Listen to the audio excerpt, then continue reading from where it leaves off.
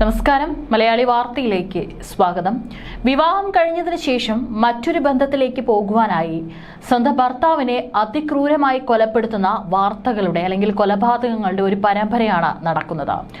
ഒന്നെങ്കിൽ യുവതിയും അല്ലെങ്കിൽ യുവതിയുടെ ആൺ സുഹൃത്താരുടെ കൂടെയാണ് പോകാൻ ഉദ്ദേശിക്കുന്നത്. അവരും കൂടെ ചേർന്ന് ഇത്തരത്തിൽ അതിക്രൂരമായിട്ടാണ് സ്വന്തം ഭർത്താവിനെ കൊലപ്പെടുത്തുന്നത്. ഇപ്പോഴിതാ ഏറ്റവും ഒടുവിലായി ഡൽഹിയിലാണ് ഒരു സംഭവം നടന്നിരിക്കുന്നത്. ഡൽഹിയിൽ ഷോക്കേറ്റു മരിച്ച യുവാവിന്റെ മരണത്തിൽ പോസ്റ്റ്മോർട്ടത്തിന് ശേഷം വൻ ട്വിസ്റ്റ്.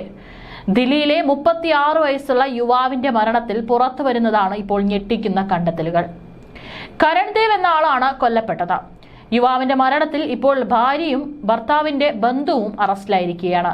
അതായത് കൊല്ലപ്പെട്ടിട്ടുള്ള കരൺദേവിന്റെ ഒരു ബന്ധുവാണ് ഇപ്പോൾ അറസ്റ്റിലായിരിക്കുന്നത്. അതിക്രൂര കൊലപാതകത്തിന് ഞെട്ടിക്കുന്ന വിവരങ്ങളാണ് പോലീസ് ഇപ്പോൾ പറയുന്നത്. സംഭവത്തിൽ ഭാര്യ സുസ്മിത 35 വയസ്സ്, കൊല്ലപ്പെട്ട കരണിന്റെ ബന്ധു രാഹുൽ 24 വയസ്സ് എന്നിവർ അറസ്റ്റിലായിരിക്കുകയാണ്. വൈദ്യുതി ആഘാതമേറ്റെന്ന് പറഞ്ഞാണ് കിരണിനെ ഭാര്യ ആശുപത്രിയിൽ പ്രവേശിപ്പിച്ചത്. എന്നാൽ പോസ്റ്റ്മോർട്ടം റിപ്പോർട്ട് പുറത്തു വന്നതോടെ കേസിൽ നിർണായക വിവരങ്ങൾ പുറത്തു വന്നു. ജൂലൈ 13-നാണ് കേസിനാസ്പദമായ സംഭവം നടക്കുന്നത്. അബദ്ധത്തിൽ വൈദ്യുതി ആഘാതമേറ്റെന്ന് പറഞ്ഞ് കിരൺ ദേവിനെ ഭാര്യ സുസ്മിതയാണ് മാതാ രൂപ്രാണി മാർഗോ ആശുപത്രിയിലേക്ക് കൊണ്ടുവന്നത്. എന്നാൽ ആശുപത്രിയിൽ എത്തിയപ്പോഴേക്കും കരണിന്റെ മരണം ഡോക്ടർമാർ സ്ഥിരീകരിച്ചിരുന്നു. അപകടമാണെന്ന് വിശ്വസിച്ച് അദ്ദേഹത്തിന്റെ കുടുംബം പോസ്റ്റ്മോർട്ടം നടത്താൻ ആദ്യം വിസമ്മതിച്ചു.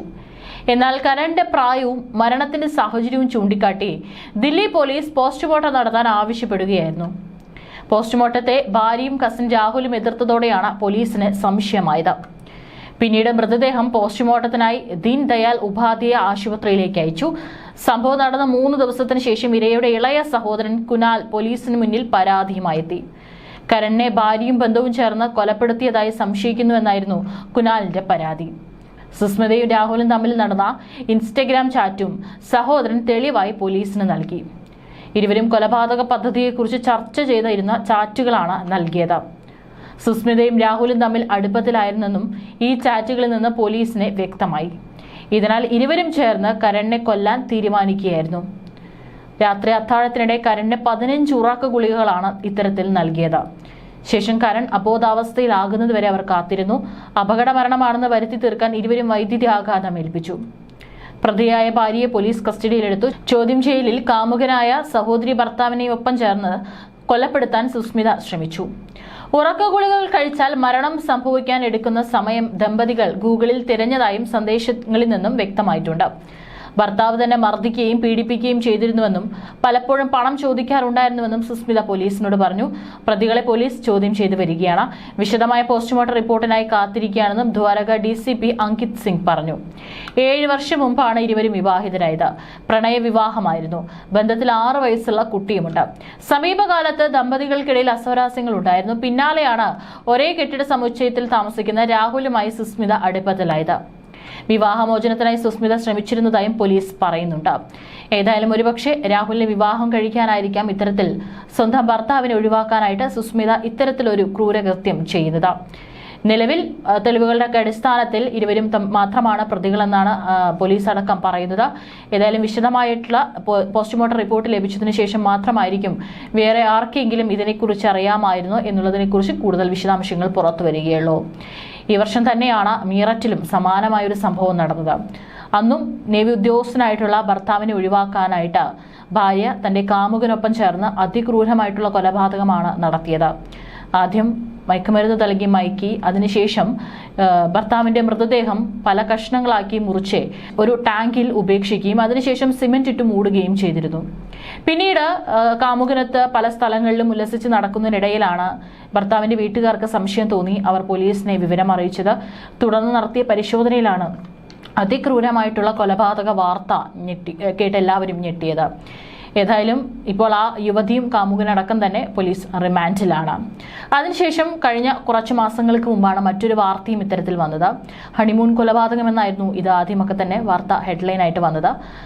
കാമുകനൊപ്പം ജീവിക്കാനായിട്ട് ഭർത്താവിനെ ഇത്തരത്തിൽ വിവാഹം കഴിഞ്ഞ് വെറും 15 ദിവസങ്ങൾ മാത്രം ബാക്കി നിൽക്കുമ്പോഴാണ് ഹണിമൂണിന് പോകുന്ന എന്നുള്ള തരത്തിൽ കൊണ്ടുപോയി ഗുണ്ടാ സംഘത്തിന്റെ സഹായത്തോടെ ഭർത്താവിനെ കൊലപ്പെടുത്തിയത്. ശേഷം ഈ ഭാര്യ മുങ്ങുകയായിരുന്നു. അതിനുശേഷം പോലീസ് അന്വേഷണം ഊർജിതമാക്കിയപ്പോഴാണ് കൂടുതൽ സത്യാവസ്ഥ പുറത്തു വന്നത്. തന്റെ ആൺസുഹൃത്തിനൊപ്പം ജീവിക്കാനായിട്ടാണ് ഭർത്താവിന് ഇത്തരത്തിൽ വകവരുത്തിയതെന്ന് യുവതി ചോദ്യം ചെയ്യലിൽ സമ്മതിക്കുകയായിരുന്നു. ഏതായാലും സമാനമായിട്ടുള്ള രീതിയിലുള്ള കൊലപാതകങ്ങളാണ് ഇപ്പോൾ നടന്നുകൊണ്ടിരിക്കുന്നത്.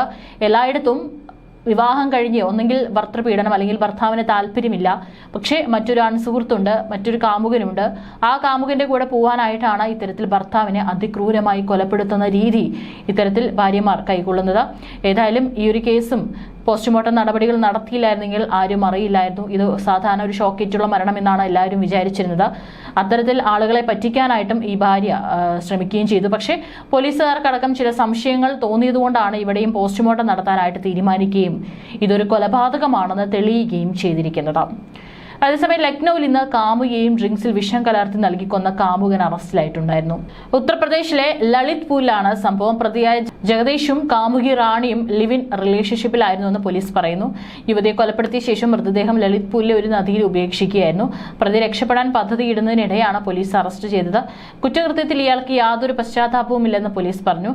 അവൾ മരിക്കാൻ ആഗ്രഹിച്ചു, അതുകൊണ്ടാണ് അവളെ കൊലപ്പെടുത്തിയത് എന്നാണ് പ്രതി പോലീസിനോട് പറഞ്ഞത്. ഇരയായ റാണി ജഗദീഷുമായി പ്രണയത്തിലായിരുന്നു. ലളിത്പൂരിലെ ഒരു വാടക വീട്ടിലാണ് ഇരുവരും താമസിച്ചിരുന്നത്. റാണി ഭർത്താവായ നരേന്ദ്രനെ ഉപേക്ഷിച്ചാണ് ജഗദീഷിനൊപ്പം പോയത്. എന്നാൽ ജഗദീഷിന്റെ വിവാഹം മറ്റൊരു യുവതിയുമായി ഉറപ്പിച്ചിരുന്നു. റാണിയും ഭാവി ഭാര്യയും ഒരുമിച്ച് ജീവിക്കണമെന്ന പ്രതിയുടെ ആഗ്രഹം കാമുകി നിരസിച്ചു. മധ്യപ്രദേശിലെ അശോക് നഗറിൽ മറ്റൊരാളോടൊപ്പം മാറി താമസിക്കാൻ റാണി തീരുമാനിച്ചതാണ് ജഗദീഷിനെ കൊലപാതകത്തിലേക്ക് നയിച്ചതെന്ന് പോലീസ് പറഞ്ഞു. കൊലപാതകം എങ്ങനെ നടത്താമെന്ന് ഗൂഗിളിലും യൂട്യൂബിലും തിരഞ്ഞാണ് പ്രതി പദ്ധതി തയ്യാറാക്കിയത്. തുടർന്നാണ് ശീതളപാനീയത്തിൽ വിഷം കലർത്തി കൊലപ്പെടുത്തിയ ശേഷം മൃതദേഹം ചാക്കിലാക്കി പുഴയിൽ തള്ളിയത്.